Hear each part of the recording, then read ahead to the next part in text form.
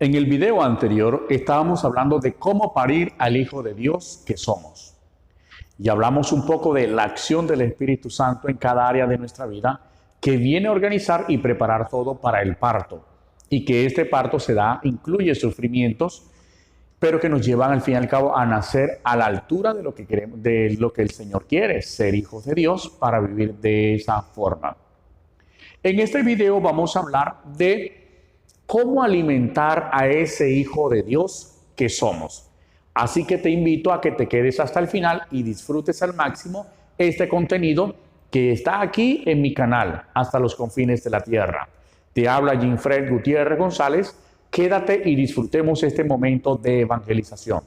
¿Cómo alimentar al Hijo de Dios que somos? Veamos. Te invito a buscar en tu Biblia, en el Evangelio según San Mateo, capítulo 13, versículo 33, lo siguiente. Capítulo de Mateo, capítulo 13, versículo 31, dice: Les propuso otra parábola diciendo: El reino de los cielos es como un grano de mostaza, que toma un hombre y lo siembra en su campo. Es ciertamente la más pequeña de todas las semillas, pero cuando crece es la mayor de las hortalizas. Se hace árbol de tal suerte que las aves del nido vienen y anidan en sus ramas. Palabra del Señor. Esta ilustración, tal vez, esta parábola la hemos escuchado muchas veces. Y se habla del granito de mostaza que cae en la tierra a una profundidad y con los días se revienta y crece y llega a ser más alta de todas las hortalizas y tan al punto de que da frutos y allí llegan las aves a anidar en sus ramas. Este texto tiene que ver mucho con la iglesia, Jesús y los sacramentos. Nosotros, para alimentar el Hijo de Dios que somos, tenemos que alimentarnos de los sacramentos. Pero tal vez usted dirá: no, pero es que los sacramentos no están en la Biblia. Y uno pudiera analizar muchos textos bíblicos donde se muestran claramente los sacramentos. Hay que partir de que toda acción que hizo Jesús en favor de los hombres son acciones salvíficas. Por ejemplo, cuando visitó a la suegra de Pedro, ya estaba en las últimas y la sanó. Eso es un sacramento, se puede decir que es el sacramento de la unción de los enfermos. Y, en fin, bautizó personas, hizo muchas cosas. Entonces, esas cosas que Jesús hizo, que eran acciones salvíficas, la iglesia lo discierne y dice: tenemos que continuar esto. Para entenderlo más, ubiquémonos entonces en la parábola del grano de mostaza. Jesús es el grano de mostaza que Dios Padre ha sembrado en la tierra. Jesús estuvo enterrado en la tierra durante 3 días. Allí, como semilla, se partió en 2 y elevó un pequeño tallo verde. Ese pequeño tallo verde era una iglesia pequeña, naciente, que daba esperanza al hombre. La tierra profunda es el amor profundo de Dios Padre, que no dejó que su Hijo viera la corrupción, sino que al tercer día, por el amor y la fuerza del poder de la resurrección, se abre Jesús, ahora se hace fecundo desde la oscuridad, desde el estar sepultado. ¿Y qué pasa? Ahora Jesús queda en lo invisible. Allí, desde lo invisible, es fecundo. Y en los días nace la iglesia. Nace la iglesia de color verde, pero a medida que va creciendo la iglesia, comienzan los vientos de la persecución a hacer efecto en ella. Y uno pudiera decir: pero la persecución terrible. Sí, pero la persecución tiene el efecto de que cuando el tallo está verde, en los movimientos de los vientos fuertes, le hacen que las fibras vayan cogiendo fuerza, con textura, rudeza. Y esto va haciendo que en la medida que va creciendo, se va haciendo corpulenta, fuerte. Es decir, una vez Jesús muere como grano de mostaza, nace la iglesia como un tallito verde, comienza a ser perseguida, pero esta persecución tiene un sentido: fortalecer, nutrir, darle contextura de lo que es sobrenatural, porque el que la fundó es sobrenatural y el que nace, que es la iglesia, es sobrenatural. Comienza a crecer, a expandir sus ramas y esas ramas comienzan a dar frescura. Y en el siglo I, muchas personas que se sentían cargadas y agobiadas reconocían en la iglesia aquella voz del Señor que decía: vengan a mí los que están cansados y yo los haré refrescar. La gente comienza a percibir, perdón, hoy me estoy equivocando bastante, comienza a percibir esa voz de Jesús en la acción de la iglesia. Y entonces muchas personas se comienzan a acercar a Jesús, a la iglesia, y comienzan a sentir su frescura, se comienzan a identificar con la libertad que está predicando, con la noticia que está predicando, y comienza a llegar a gente a la iglesia y a sentirse bien, a sentir la frescura del árbol. Pero ¿de dónde venía toda esa frescura? Del fondo, de lo invisible, de lo que ya no se ve, que es Cristo resucitado. Pero todos los nutrientes, todas las frescuras y lo corpulento de las ramas, lo colorido de las ramas vienen del fondo, que es Jesús. Estas ramas no solamente comenzaron a dar frescuras a las personas que llegaban a la iglesia, sino que la iglesia comienza a percibir las acciones salvíficas del Señor cuando estaba en medio de ellos y dice: esto tenemos que darlo a conocer, tenemos que promoverlo. No como una decisión propia, sino como un impulso del Espíritu Santo que decía: hay que continuar con las acciones salvíficas. Y eso es lo que son los sacramentos, acciones salvíficas, signos visibles, tangibles, que tienen la fuerza de la gracia, que es Cristo resucitado. Entonces, ¿qué comienza a pasar? Comienza a llegar a la gente a la iglesia, y este árbol comienza no solamente a dar frescura, sino que ahora comienza a florecer, y comienzan a aparecer los mártires. Había persecución, frescura, pero nacen las flores, que son los mártires. Y cada vez que un mártir aparecía, todo se ponía más bonito, más atractivo. Ese olor de esa rosa, de esa flor, se esparcía y olía a Cristo. La gente comenzó a tener hambre de Dios, hambre de alimentarse de esa iglesia. Pero una vez cae la flor, sale el fruto.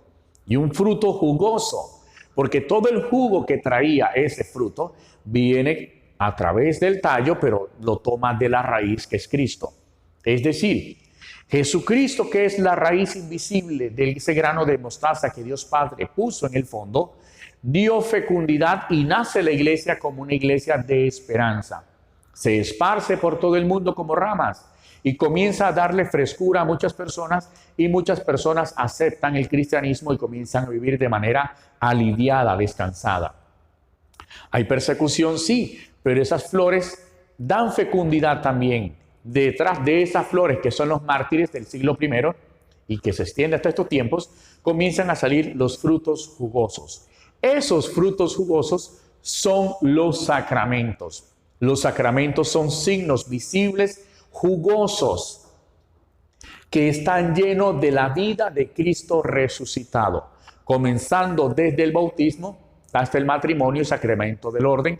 Cada uno de los sacramentos son frutas jugosas de manera sobrenatural, tienen contenido sobrenatural. Y entonces dice el texto que el árbol se hizo tan frondoso, tan lleno de frutas, que vinieron las aves de todas las partes del mundo a anidar en ella para comer esos frutos. Es decir, el cristianismo ha crecido y ha florecido y ha dado frutos, que ahora todas las personas no solamente sienten atracción para venir a refrescarse, a tener alivio, sino que hay otro tipo de personas que quiere ahora, como las aves, quedarse allí y comer cada uno de los frutos que vienen de la vida de Cristo mismo. Y cada fruto que viene a ser a alimentar ese niño que somos, ese hijo de Dios que somos. Cada vez que comulgamos, cada vez que se celebra un bautismo, la iglesia se renueva, se fortalece. Por un niño que se bautiza, es un niño que está recibiendo alimento y vida y salvación por toda la humanidad. Allí donde se celebra un bautismo, una confirmación, lo que está ocurriendo es un suceso sobrenatural, grandísimo, con una dimensión que nuestros mismos sentidos espirituales no alcanzan a dimensionar, porque es un pájaro, un ave que llega y come de ese fruto, y ahora se perpetúa la salvación en su alma. Y este ave, ¿qué pasa? Coge fuerzas en su interior, abre sus alas y se eleva al cielo, pero va con un pico más fornido, más dispuesto a romper los vientos contrarios, para llegar a su nuevo rumbo, a su nuevo sitio. Y es lo que pasa con todo aquel que llega como ave a la iglesia a disfrutar, a alimentarse de lo que se sirve en los sacramentos, Dios mismo. Todos los que recibimos y vivimos los sacramentos, los degustamos, recibimos fuerzas en nuestras alas y podemos elevarnos y sobreponernos a cualquier situación difícil. Con esas alas llenas de la fuerza de Dios mismo, que están en nuestra alma, nos elevamos hacia el cielo prometido.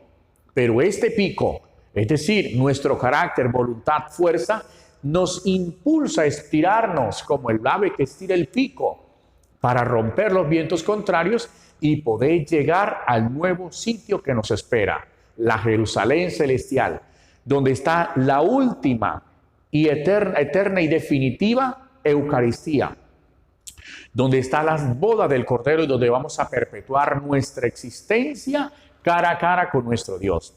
Así que te invito a que más mirar las frutas, mires de dónde vienen. Y que eso que es Jesús ha hecho fecunda y fornida a la iglesia.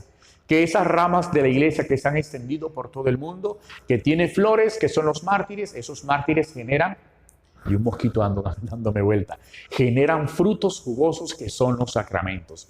Los sacramentos no son inventos de la iglesia, son inventos del mismo Dios, que la iglesia los sirve a través de sus ramas. Y nosotros estamos llamados,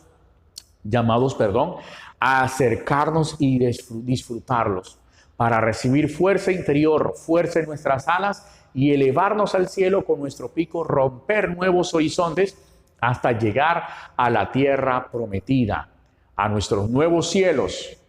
Ahora, uno debería tener cuidado con esta reflexión, porque es posible que uno sea como ese ave que picotea la mitad de la fruta y luego cae al suelo. Todos los que conocemos árboles frutales sabemos que uno llega y siempre va a encontrar 1, 2, 3 frutas o muchas frutas picoteadas, o sea, maltratadas, desperdiciadas.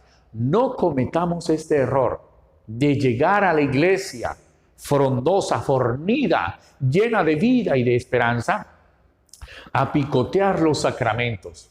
Cuando hablo de picotear los sacramentos, a veces tenemos más trapos que espíritu. O sea, nos preparamos para la celebración de una forma impecable, pero interiormente el espíritu está con el pico para otro lado. No va dispuesto sino a la fotografía y no a meter el pico en la fruta y tomar los nutrientes de salvación.